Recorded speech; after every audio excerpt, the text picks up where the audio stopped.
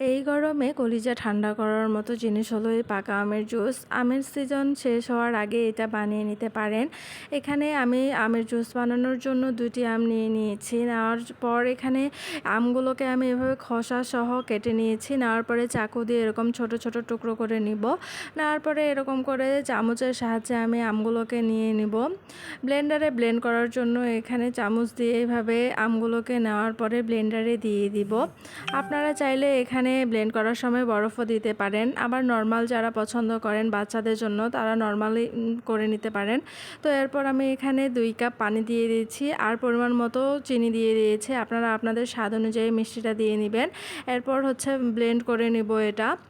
নেওয়ার পরে এখন তো পরিবেশন করার পালা। পরিবেশনের আগে আমি এখানে 2 টুকরো বরফ দিয়ে দিব, কেননা আমি ব্লেন্ড করার সময় এখানে বরফ দিইনি। আর যদি কেউ লাচ্ছি বানাতে চান এখানে 2 চামচ টক দই দিয়ে দিলেই কিন্তু এটা লাচ্ছিও হয়ে যেত। আমার বাসায় টক দই ছিল না দেখে আমি জুসই বানালাম। তো এই গরমে কিন্তু এটা অনেক তৃপ্তি দিবে। আপনারা চাইলে এভাবে বানিয়ে নিতে পারেন।